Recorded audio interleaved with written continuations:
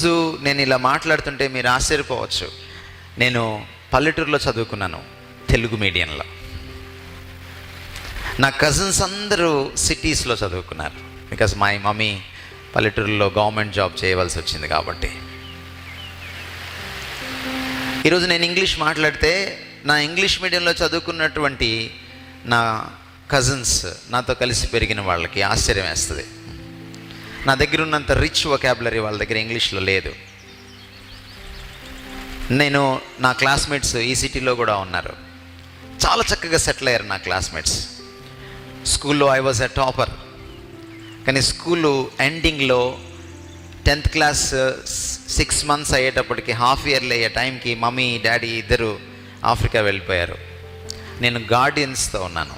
So I suffered from loneliness, ఒక kind of a home sickness.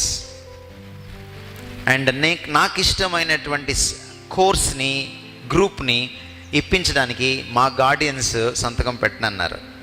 So I started hating studies. చదువుని ద్వేషించడం మొదలుపెట్టాను. So వాళ్ళ మీద ఉన్న కసితోటి ఫెయిల్ అయిపోయాను. క్లాసులకి రెగ్యులర్గా వెళ్తాను, కాలేజీలో చెడిపోలేదు, నేను రాసివ్వగలను అన్నమాట. I was the best boy, very good boy, but a very bad student. కనీసం చదువులో రాణించకపోయినా వేరే వాటిల్లో రాణించుంటే ఎంత బాగుండేది. అది కూడా లేదు, ఆ నైపుణ్యం కూడా లేదు. మంచివాడిగా ఉండి చదువులో ఫెయిల్ అయిపోయాను. మా ఇంటికి ఒక డాక్టర్ గారు వచ్చేవాళ్ళు, మా ఫ్యామిలీ ఫ్రెండ్. వాళ్ళ అమ్మాయి ఫెయిల్ అయితే ఆయన కష్టపడి ఆ అమ్మాయిని పాస్ చేయించి తర్వాత పక్క రాష్ట్రంలోకి తీసుకెళ్ళి ఎంసెట్లో ఆమెకి రాకపోతే ర్యాంక్, ఆమెను ఇంజనీరింగ్ కాలేజ్లో జాయిన్ చేశాడు. ఆమెకంటే 1 year చిన్నోడిని నేను. తర్వాత నేను ఫెయిల్ అయితే ఆయన ఏమన్నాడంటే, స్క్రూ డ్రైవర్లు ఇచ్చి పంపించేయచ్చు కదా మీ అబ్బాయిని అన్నాడు. నాకు అప్పుడు అర్థమైంది మనుషులు ఎలాంటి వాళ్ళు. అంటే మీ అమ్మాయి ఫెయిల్ అయితేనేమో నువ్వు పక్క రాష్ట్రంలో ఇంజనీర్ని చేస్తావు, నేను ఫెయిల్ అయితేనేమో నేను మెకానిక్ని అవ్వాలి. మోకరించి ప్రార్థన చేయడం మొదలుపెట్టాను. ప్రభా, నువ్వు నిజంగా నేను మారు మనసు పొందితే, నాకు రక్షణ అనుభవం ఉంటే, నాకు నువ్వు ఆత్మనిచ్చుంటే, నువ్వు జ్ఞానానికి మూలమైతే నాకు జ్ఞానాన్ని ఇవ్వు. నన్ను అందరూ అజ్ఞానిగా చూస్తున్నారు. I just want to prove to the world that I am a wise man. And దేవుడు నాకు విజ్డమ్ ఇచ్చాడు. ఎక్కడ ఓడిపోయానో అక్కడ నన్ను గెలిపించాడు ఆయన. మన పని ఏంటంటే ఆయన నమ్మడం. న్యూనతా భావంతో సఫర్ అయ్యేవాడిని నేను.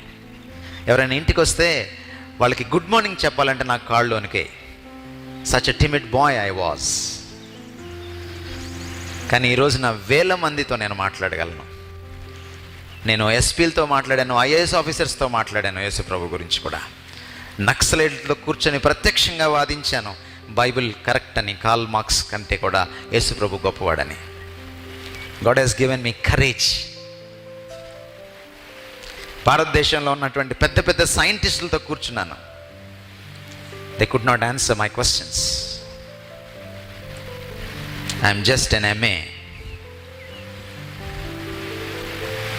బహుశా నాకు గుర్తుండి నేను పెద్దవాళ్ళతో కూర్చున్నప్పుడు కొన్నిసార్లు నాకు ఇంకా PG కూడా అవ్వలేదు. నేను ఎక్కడ ఓడిపోతానో అక్కడ నన్ను గెలిపించగలిగిన ప్రభువు నాకున్నాడు, మనకున్నాడు. మనం యేసు ప్రభువుని ఎలా చూస్తున్నాం అన్న దానిపైన, మనల్ని మనం ఎలా చూసుకుంటున్నాం అన్నది ఆధారపడి ఉంటుంది. మన జీవితాన్ని ఎలా చూస్తున్నాం అనేది ఆధారపడి ఉంటుంది. నేను చిన్నప్పుడు సండే స్కూల్లో ఉన్నప్పుడు ఇప్పుడు లాంటి పాటలు లేవు, చాలా మంచి పాటలు ఉండే. There is a very good song. ఈ సన్నివేశం మీద ఆధారం చేసుకొని రాసిన పాట. With Christ in the vessel I can smile at the storm as I go sailing home. With Christ in the vessel, vessel అంటే పడవ. I can smile at the storm, నేను తుఫాన్ని చూసి కూడా నవ్వచ్చు.